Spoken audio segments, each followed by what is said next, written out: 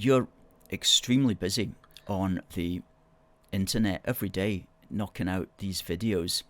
And today you were talking about Les Anderson. Have you made a video yet about Nicola Sturgeon and her team and their expenses that are being revealed? Unbelievable expenses. Have you had anything to say about that yet? Yeah, I made a brief one that went out tonight. So when Alistair's show, obviously after 8 o'clock finishes, you can take a look at that if you wish to, but not as in depth as I'd like to go. So it was only quite a quick video, but I will do a more in depth one. But just reading it, because I haven't really had time to read it properly, to be honest with you. But even just scanning through the articles, and I think there's a lot more to come by the way as well from the record. I think they're going to drip feed this and keep it running.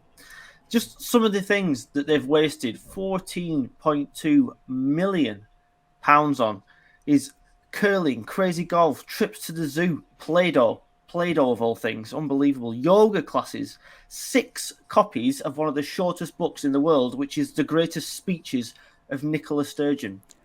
Food, drinks, parties, luxury stays at the Glen Eagles Hotel, of course, which, as everyone knows, is an exclusive hotel and not cheap.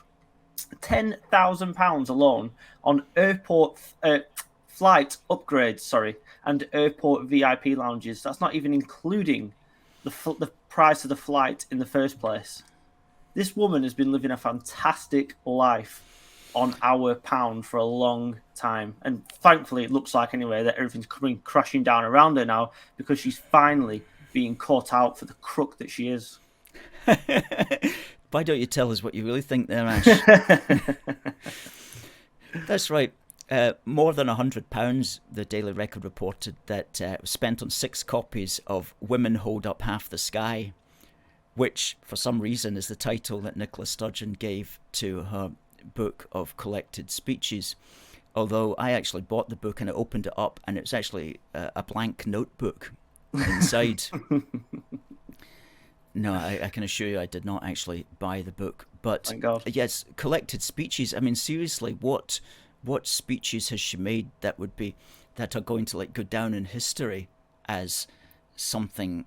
I mean, that's worthy of repeating in 100 years. I can't recall that she's ever addressed a parliament or a stadium or something with some sort of meaningful national address that's not just simply a partisan political message full of her point of view on things. It's not like she's standing up there giving some great Churchillian address to the nation in its time of trouble. I mean, literally, there's nothing that she's said that's going to be worthy of even rereading the next day, let alone publishing in a book. But was that not the publishers that actually went out of business? One of these publishers... Yeah, either that or it's in administration, one or the other, yeah. It's about to go out of business, I think, yeah. And I believe, unsurprisingly, that some money from the Scottish National Investment Bank, which is a joke in itself, taxpayers' money actually went towards that publisher and, I suppose by extension, towards the making of that ridiculous book as well. Oh, yeah. Yeah, in fact, I'm just looking at the other books that were bought here. £6.29 was spent on a book called Why Does Everything Always Go Wrong?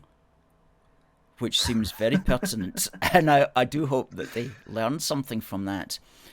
£2.99 on a book called I'm Not Good Enough. And £21.52 on The Inmates Are Running the Asylum, which is that could be actually the history of the SNP, I think, that one. And then £2.99 on Are You Strong Enough to Keep Your Temper? And there was another one as well. There's one, wasn't the one called How to Govern a Country or something like that as well? There was something like that. There was one, the 5 dysfunctions of a team. And there was one, 1999 spent on a book on irritable bowel syndrome. I don't know who that one would be for. But I just can't believe that they would not know correctly not to do that. I mean, you just don't, if you're sitting at an airport, you're not going to and you see a book and you think, oh, I'll buy that for £6.29, you're going to do it on your own money. You're not going to go, oh, I'll let the British taxpayers pay for this one. I wouldn't have thought you would, unless you're just a blooming greedy fool, really. She's exactly that. This highlights better than anything the narcissism, the ego on this woman who believed she was completely untouchable. Nobody was going to vote against her. Nobody was going to stand against her. And for a time, she was probably not too far from the truth.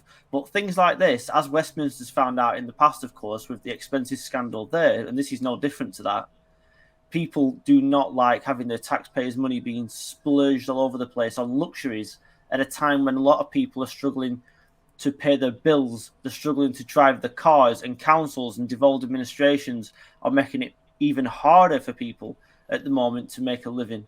So I think it really highlights the personality of the woman. She's really letting it, and she's got another memoir coming out as well. It's what she's calling a highly personal memoir.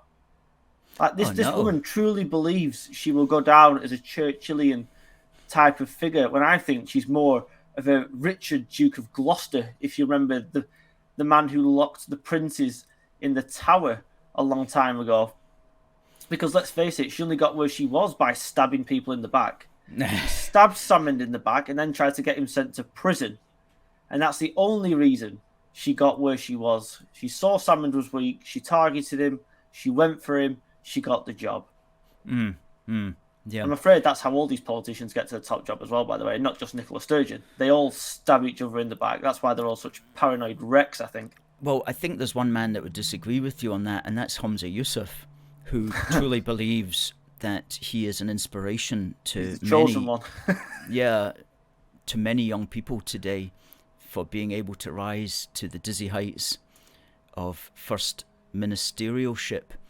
And his advice to people who didn't like or who don't think that he's worthy of it is to tell everybody to quote unquote F off. And this seems to be a new thing among politicians, at least in the last 48 hours, of the F word. He's also got now Angus MacNeil, who's been suspended from the party for criticising the leadership. And Angus MacNeil is lobbing grenades in left, right and centre as well. And then he's got Kate Forbes coming out now and saying that the Green coalition with the SNP should be voted on at the party conference, as well as a senior figure like Fergus Ewing saying that the Green coalition deal should be scrapped altogether. Things couldn't be going any worse. A recent poll had him at 16%. Yeah, that's right. We'll see what happens in the Rutherglen event, and if it's on the 5th of October, what that means is that basically just about a week later, I think it's on the within a week, the SNP conference actually begins. So the hope is that they'll lose, and that will give them a massive headache for the actual conference when the conference begins a week later. Having said that, I'm quite happy for him to stay in power as long as he possibly can. Yeah, definitely for the time being, yeah. Yeah, absolutely. Certainly until the next general election, and ideally beyond that, because for obvious reasons, that if somebody more photogenic comes in, then there'll be the media darling. And obviously, one's thinking of Kate Forbes. If they come in and charm the media, and then people go, "Oh, she's a nice wee lassie. I'll vote for her," or something like that, without really realising what they're voting for. I think she's been quite smart, happy. Kate Forbes. Oh yeah, absolutely. So she's taken a step back, hasn't she? She's sitting in the wings. She's lobbing the odd grenade now and again, basically keeping her mouth shut. She will speak about cost of living crisis, etc. But she's learned what nobody else inside the party seems to have learned, apart from maybe Fergus Ewing, that to talk about independence at the moment is a toxic subject, and it's not going to do you any favours with the electorate. Even not all, but a big percentage of SNP voters now do not want a referendum in the next 5 years. They can see that without the UK, their lives would be considerably worse, and they'd be considerably worse off as well if they weren't in this union at the moment. Yeah, absolutely, absolutely. And for those who say, "Oh, Scotland's going to be far better off, so-called independent," I don't believe that's based in any kind of even real understanding of what the global economic situation is at the moment, and especially the plans that the Scottish nationalists have for us going forward with energy, for example, which is basically to cut Scotland's energy off, to refuse to even look for more fuel, to basically shut down our so-called fossil fuel industry. I mean, that's literally the plan at the moment for the SNP Greens, and that's I mean, also the Tories and Labour are not ideal on that as well. They're very reluctant to develop what we call energy independence, energy security for the United Kingdom. But at least Rishi Sunak and others are beginning to realise the importance of energy security, whereas the Scottish nationalists are still trapped in the we don't want anything to do with fossil fuels. We're somehow going to magic it out of the sun and out of the wind. Madness. Here's a question for you, Alistair. When's the last time you heard the SNP announce a policy? Apart from the ridiculous white paper, which is exactly the same as what Salmond brought out years ago and Sturgeon brought out after that, I can't think of a single policy recently that the SNP have even tried to announce. The only policies that have come out of Scotland recently is the disastrous deposit return scheme, which is a complete disaster. And now we've got Harvey, who's trying to take your boiler away and ban God knows how many oil boilers as well in the Highlands, etc., who don't have gas. The tail is well and truly wagging the dog. Yusuf isn't in charge. He's a figurehead for the Greens. That's the way I see it, at least. Yes, I think so. Somebody just making a comment here on TikTok that we wouldn't have been able to watch this programme without Scotland having invented the telephone. I think what the gentleman is referring to there is Alexander Graham Bell inventing the telephone. Well, of course, all these great achievements, he actually did it when he was in Canada, but nevertheless, he was from Edinburgh. All of these great achievements of Scots through the past and all the wealth that we have today in Scotland is as a direct consequence of the Union. This is the most amazing thing. The national newspaper's running a series at the moment about great Scottish infrastructure, and most of it's all built. Well, all of it is all built, apart from the castles that they're referring to. All the actual big infrastructure was all built from the time of the Union until before even devolution. And so all of that is a consequence. All the Scottish achievements and all the Scottish wealth that we have today is a direct consequence of the Union. Somebody yesterday on Twitter came at me with a big long list of how wealthy Scotland is, as if this was to prove that we can be independent. Well, I said, all of these wealthy things, they could well be right, but that's as a consequence of the Union. You do understand, if you're looking at it from that position, Scotland's wealth is a consequence of the Union. And they were like, oh, they don't want to. That's how you answer that. And they don't want to go there. Yeah, I mean, comments like that just make me laugh. Like, you know, as if it wasn't for, no offence, if it wasn't for Scotland, we'd all be sat here now, you know, communicating with smoke signals still. Come on. You know, get a grip of your life, for God's sake. Yeah, there's that, isn't there? Absolutely. There's that also. But some of the crazy things that the Scottish nationalists come out with on Twitter, and I find it's, because sometimes it's worth engaging with them, because if only to really understand exactly where they're coming from, and some of them there's the gaps unbridgeable. I was trying to explain to somebody yesterday about the British Parliament and how it's intended to represent everybody within the UK. And this person was, no, it's an English Parliament, and they saw the relationship as England basically in a master-slave relationship with the rest of the UK. And when you're faced with that, there's the gap there in understanding, the gap between the two different understandings of reality is so unbridgeable that you just have to say, well, sorry guys, but I'm out of this conversation. There's literally no point in me continuing here. And that's just is well worth being aware that there are people who will say that and will try to push that. And if they wrote that in a tweet, hundreds of people will retweet it. Yeah. And if you and I actually said, no, this is actually how it works here, we'll get maybe one retweet. So it's worth just knowing that that's out there, that kind of view is out there, and that the best that we can do is just know about it and attempt to address it through the mediums that we can, such as your program and through my program as well. How is your YouTube page coming on these days? Yeah, it's good. It's going fine. We had a bit of difficulty with YouTube a while ago. I think they were trying to... I'm not quite PC enough for them, so I think they tried to hold it back a little bit, but it's continuing to grow now. It seems to have... they seem to have lifted whatever bar they put on it. So it's growing well enough again now. But good. It's going fine, to be honest with you. It's Good. Yes, because I remember last time we spoke, I think you mentioned something about that. So no, that's good. That's good to hear. And just so folk know, you can be found on twitter.com/AKWriting88. Yep. And on youtube.com/that Preston Journalist, all one word. Good stuff. Yeah, any final comments or thoughts on what's going on these days, Ash? Yeah, I know we've not really had time, but I'll bring up one thing that we did want to talk about. It's I want to bring up the Nigel Farage debanking thing at the moment.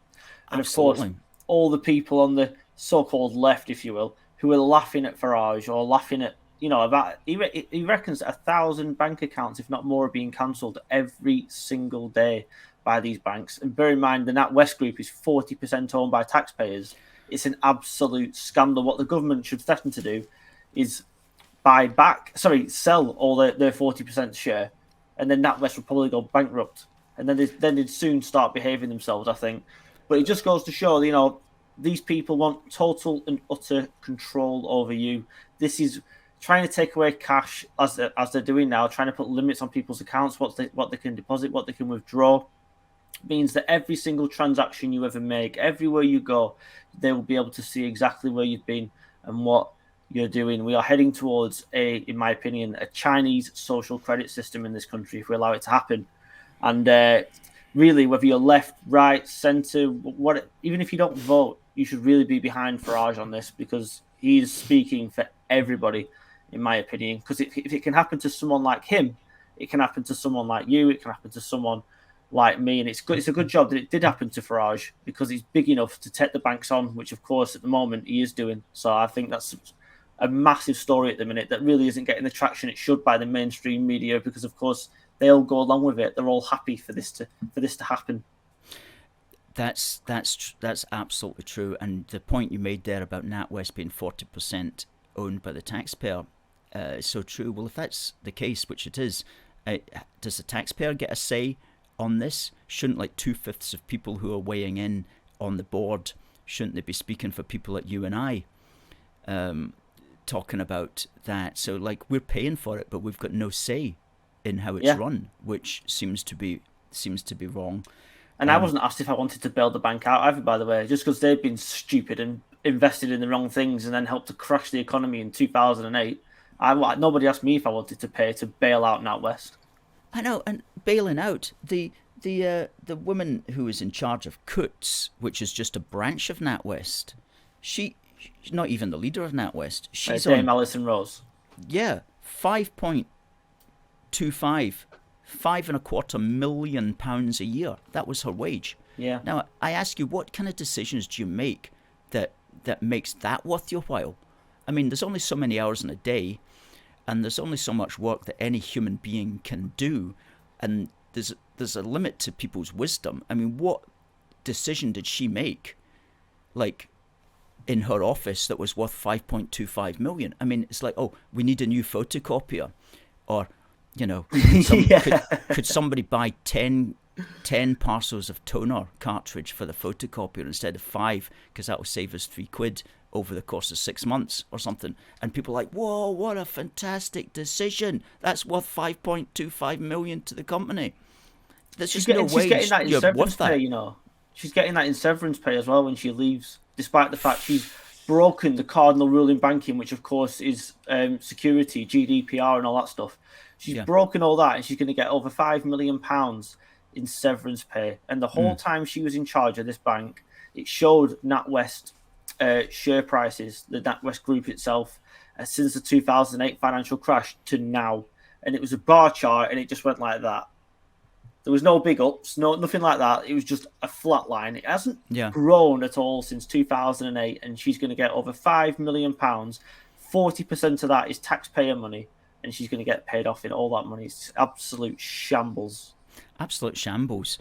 And the government is making the right kind of noises, but it's not coming out with the energy and emotion that it needs to be for this absolute scandal. And it never has, of course, when the banking debacle occurred. Again, David Cameron, if I recall him rightly, he simply just, he again didn't go after the bankers. Remember, what he should have done was put all these guys in court. Yeah. But of course, that was back when we thought governments were looking after our own interests, and in time we've become much more cynical about those sorts of things, and realised that in many ways they're just simply a management committee for the City of London financial services. Yeah, they called it a global financial crash, of course, a global recession. But who calls that global recession? It was the banks. There's a fantastic, if anyone gets a chance to see it, I won't go on any longer, I know we're coming towards the end. A great show on Netflix if anyone gets a chance to watch it, and it's called The Inside Job, I think, and it's a documentary about how these banks, how Wall Street, etc., all colluded together and how they caused the 2008 financial crisis, and it's really worth a watch if you're interested in that sort of thing. I've watched it, and I second your emotion there. I really definitely recommend watching The Inside Job. It really helps to it's a documentary. It's not a film as such, if it's the one I'm thinking about. Yeah, so documentary. Yeah, it does actually help you to understand what was going on. Good. I noticed a lady there who is subscribed to your channel. Oh, thank you. There we go. Scotland Scorpion now subscribed to Ash's YouTube channel at youtube.com/that Preston Journalist. Ash, it's the top of the hour. Thank you so much for coming on tonight. Lots of stuff we wanted to talk about, but we didn't get the chance. But you know what? There'll definitely be another chance, hopefully in the not too distant future. You're one of our stalwarts here at A Force for Good, and we love the fact that you keep coming back on, so thank you very much for that. Okay, we'll say goodnight, and we'll see you in time. Perfect. Right, thank you. Thanks everyone, and I'll see you soon. Bye now.